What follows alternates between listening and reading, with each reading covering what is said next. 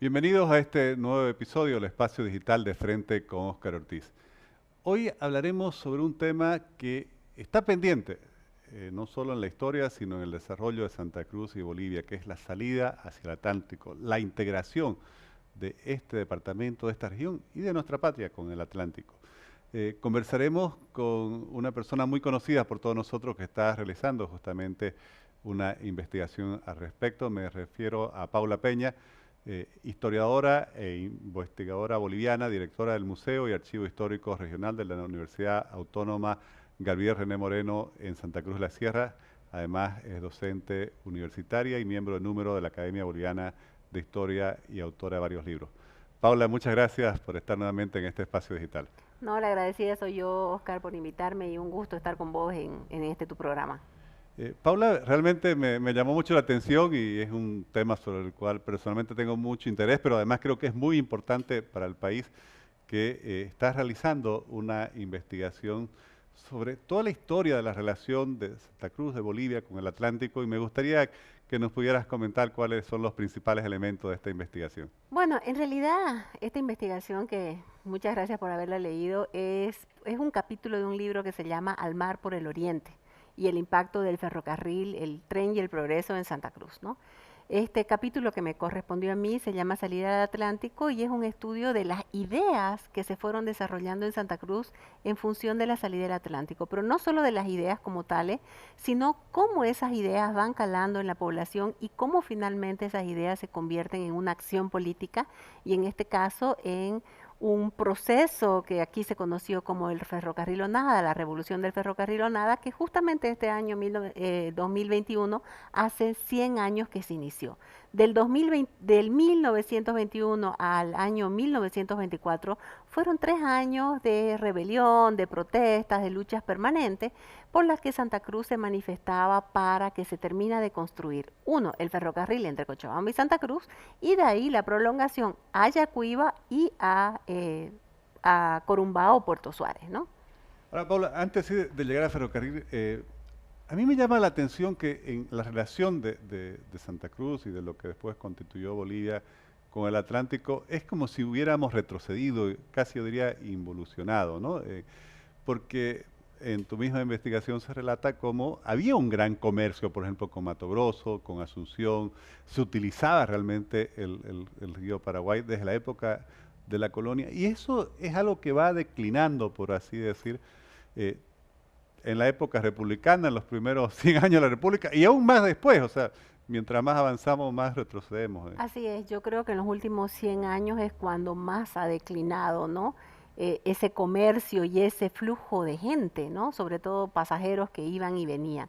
Pero bueno, efectivamente, esa ruta, digamos, la ruta del río Paraguay, la va a abrir Ñuflo de Chávez cuando comiencen sus viajes en 1548, ¿no? Que lleguen hasta el Pantanal, lo que hoy conocemos como Pantanal, en ese momento se conocía como los Sarayes, ¿no? Y cruzar todo ese territorio de lo que hoy es el departamento de Santa Cruz, incluso llegar hasta Lima.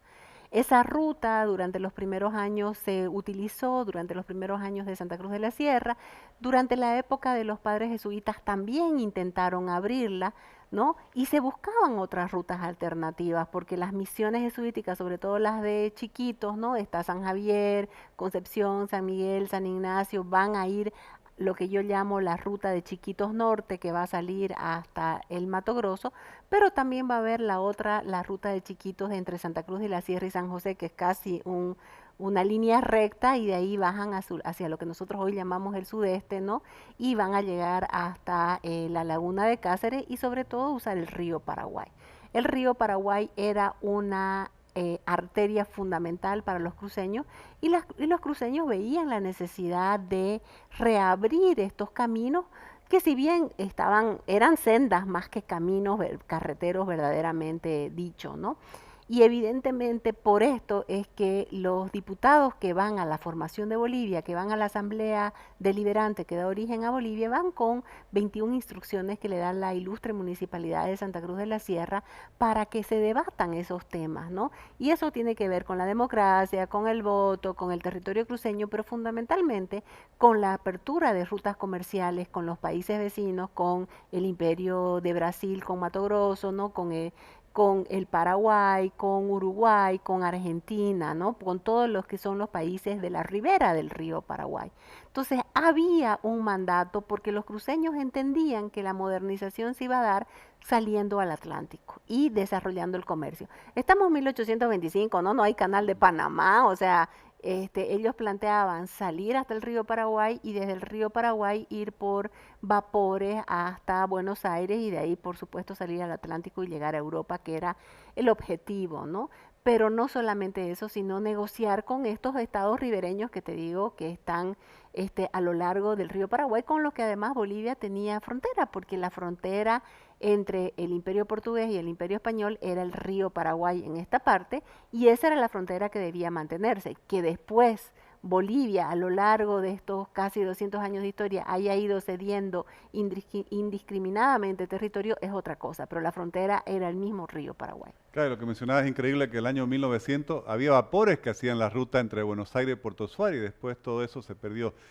Y en la investigación resalta un hombre que yo creo que tiene una trascendencia histórica que no se valora y quizás no se ha resaltado lo suficiente. Me refiero a Suárez Arana, que Miguel, bueno, con su hijo Cristian, justamente buscaban abrir caminos, establecer puertos, desarrollar nuevas rutas comerciales y lamentablemente fueron muy combatidos por los propios gobiernos bolivianos que le pusieron todos los obstáculos posibles. Yo creo que también esto tuvo una consecuencia nefasta posterior, que justamente el hecho que él no haya podido consolidar todos esos emprendimientos, después nos dejó mucho más débil para la pérdida territorial del Chaco. Me gustaría un poco conocer tu opinión sobre la trascendencia En histórica realidad creo de que Suárez Arana. son muchos hombres que trabajaron en esta idea de salir al Atlántico, ¿no? Algunos planteaban la idea de Santa Cruz hasta el río Paraguay, pasando por la laguna de Cáceres, otros planteaban ir hacia el sur, más o menos hasta Gutiérrez y de ahí ir hasta el río Paraguay, otros que abrieron el camino, por ejemplo, el camino entre Santa Cruz de la Sierra y el norte argentino fue abierto por los propios comerciantes cruceños, no por el Estado boliviano. Pero en esta ruta al Paraguay, la figura de Miguel Suárez Arana es central. ¿Hubo hombres antes? Sí, muchos que intentaron, pero él tuvo la suerte de abrir el camino, de fundar el Puerto Suárez en la Laguna Cáceres y posteriormente fundar Puerto Pacheco en la llamada Barraca de Chamacocos, un poco más abajo de la Bahía Negra.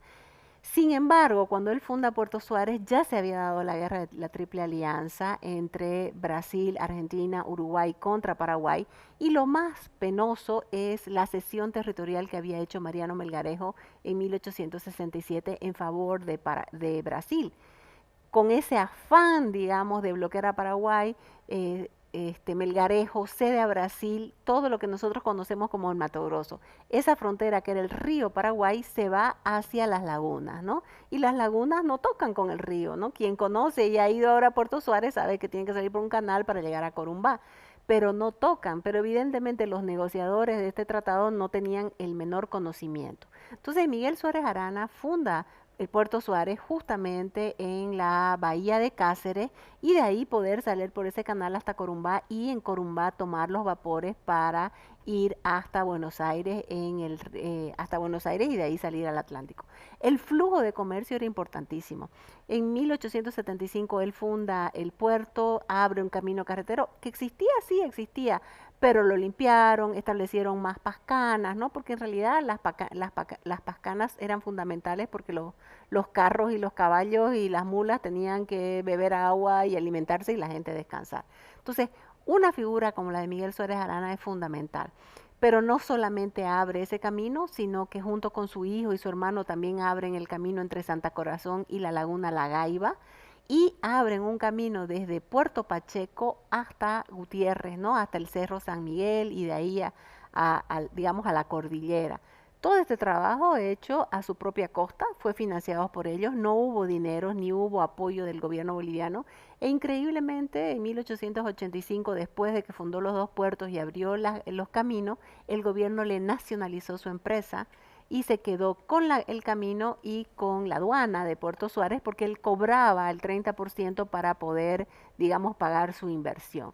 Lamentablemente el gobierno cedió también la administración de Puerto Pacheco el señor Isaac Tamayo, el padre de Franz Tamayo, que era embajador en Paraguay, y por supuesto desde Asunción no se podía administrar el puerto Pacheco y los paraguayos lo ocuparon y desde 1888 ocuparon para siempre Puerto Pacheco y quedó en manos paraguayas y el gobierno boliviano no hizo nada y bueno, con la guerra del Chaco fue lamentable y penoso, ¿no? Todo el territorio que perdimos, porque además los paraguayos llegaban al frente de guerra en ferrocarriles y nosotros conocemos las condiciones infrahumanas en que la población boliviana tenía que llegar al Chaco.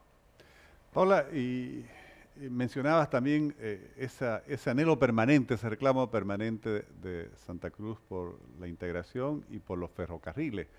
Ya está en el famoso memorándum de 1904 y después es algo también que una y otra vez se repite en las demandas regionales y de desarrollo.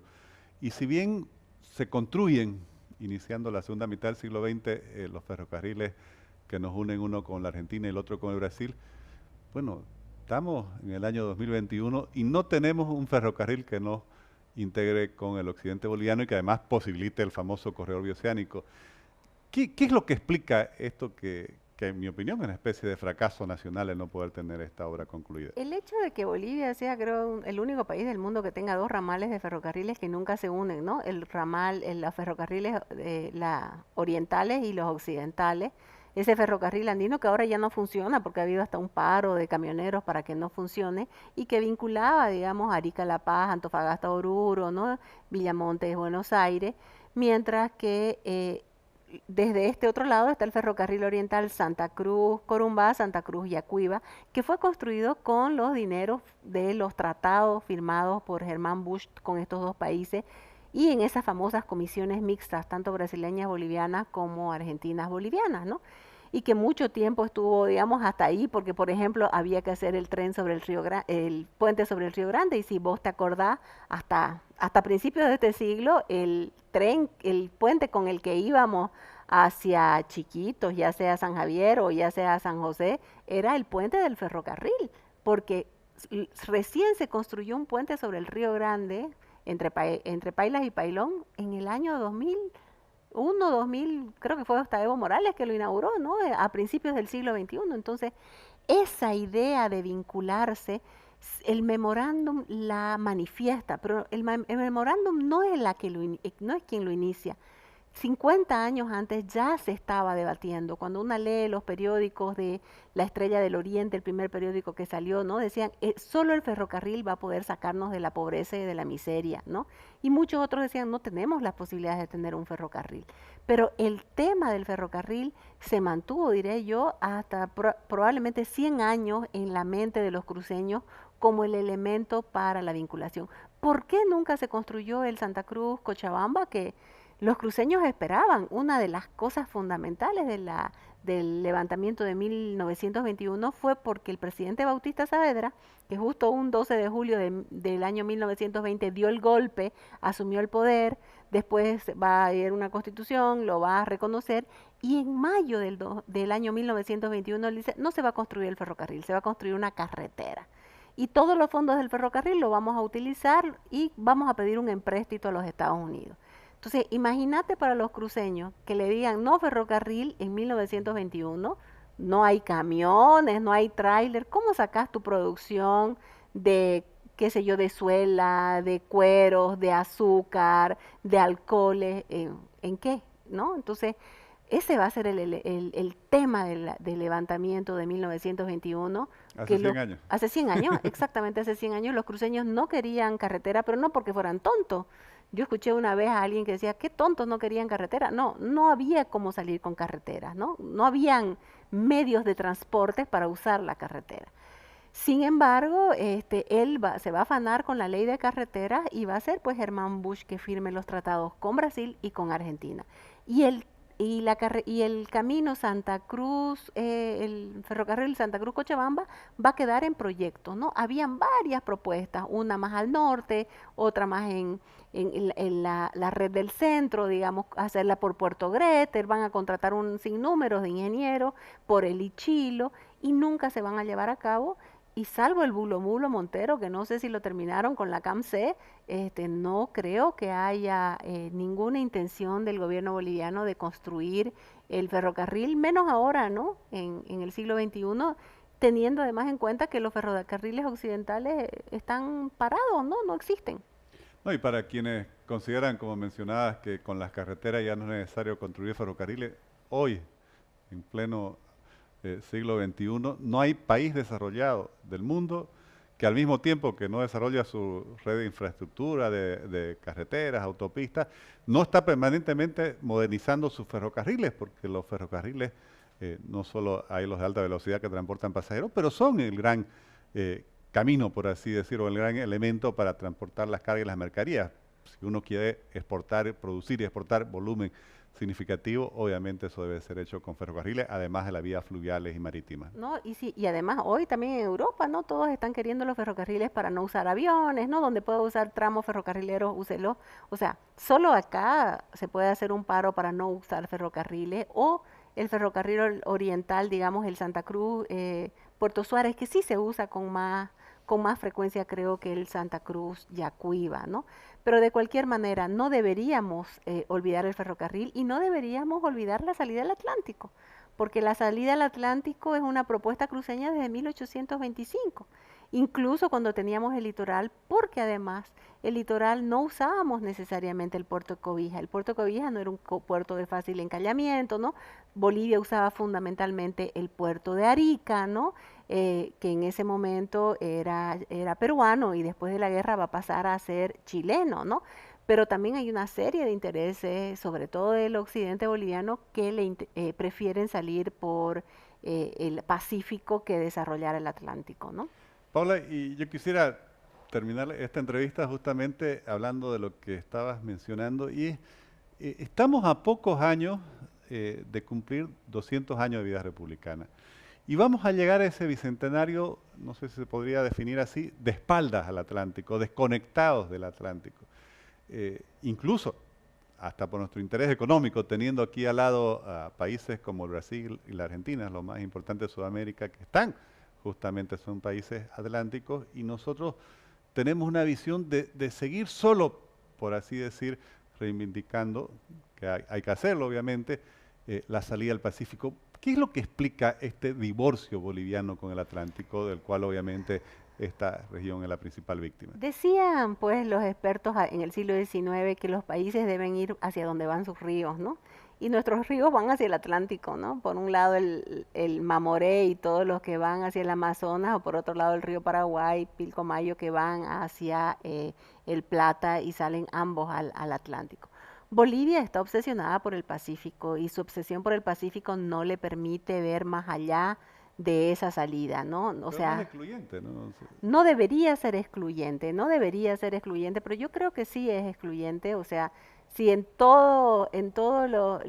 cartas siguen en todas las libretas escolares sigue apareciendo el mar es nuestro por derecho, recuperarlo es un deber, no existe la posibilidad en esa lógica de pensamiento de salir al mar por el oriente.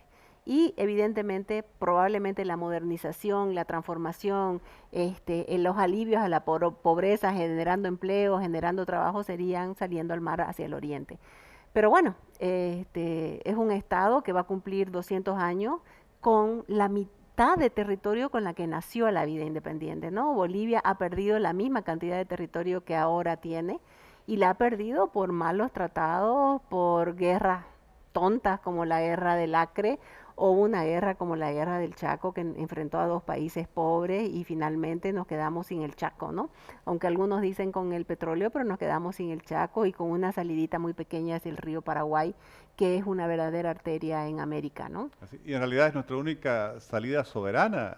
Nuestro único puerto soberano debería ser. Cuando yo digo Puerto Bush, no me estoy refiriendo al lugar que se conoce como Puerto Bush, sino Claro. a ese espacio que ahora se llama, ¿no? Dionisio Fagianini, donde podría desarrollar. ¿Y cuántos son los puertos desarrollados ahí, Oscar? Todos son privados, ¿no? Porque Bolivia no está interesada en tener su puerto propio, por más que nos digan y se llenen de ofertas, ¿no? El Mutún y Puerto Bush o la salida al Atlántico por el oriente seguirá siendo seguramente el sueño centenario de los próximos 100 años de este país. Bueno, esperemos que en este siglo XXI estas y las próximas generaciones puedan revertir esa actitud. Así es. ¿Cuándo sale el libro para que podamos Bueno, conocerlo? esperamos que muy pronto, yo tenía la esperanza que salga para septiembre, ¿no? Y se llama así, perdón, se llama Al mar por el oriente, el tren y el progreso en Santa Cruz. Bueno, vamos a estar esperando con mucho interés Te para vamos a leerlo. hacer llegar un ejemplar. Muchas gracias, Paula. No, por favor, a tus órdenes. Gracias.